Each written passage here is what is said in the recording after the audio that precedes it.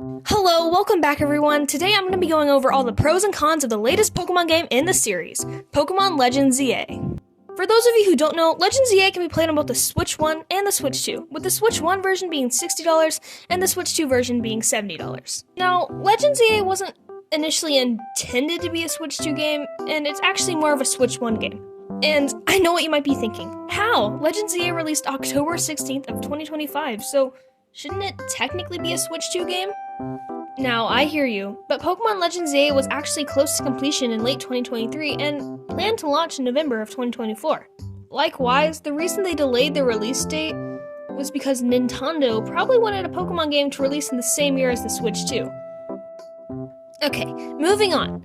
Now, the Switch 1 version functions very well despite having a frame rate of 30 FPS. It is the cheaper alternative, as you can buy it for $10 less than the Switch 2 version.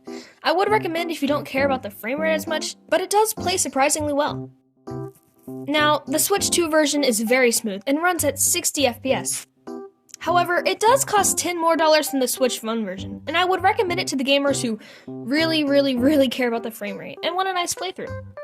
Next up, the gameplay. Legends ZA is a solid game, sort of. While I certainly did enjoy my playthrough of it, I know not everyone will. In terms of the story, it feels very dry. There's not much to do, and it goes by fast if you don't savor the storyline. What I mean is, compared to some of the other Switch 2 games, or just games in general, Legends ZA feels more, let's just say, empty.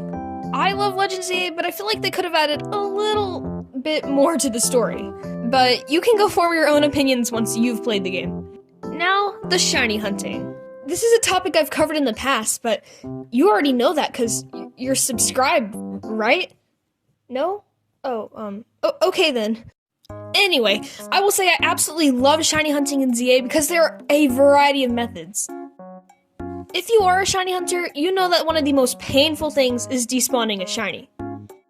Well, Legends ZA actually fixed that. You see, even if you spawn in a shiny Pokemon and leave the area, it will still be there. Even the day-night cycle doesn't despawn shinies.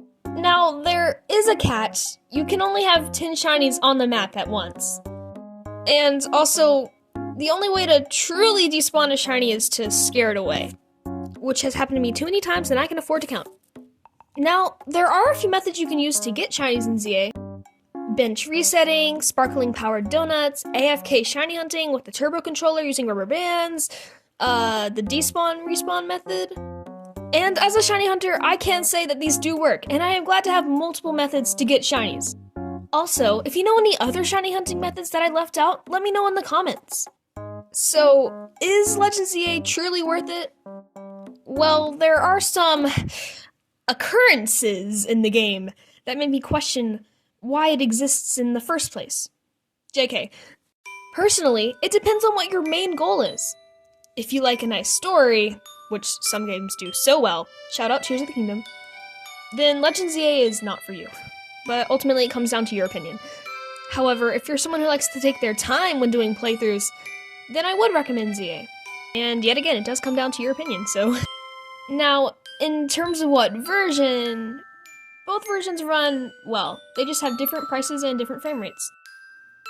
Thanks for watching. I'm Magic Mirai. If you want more Legends ZA content, check out my channel. Yeah, that's pretty much it.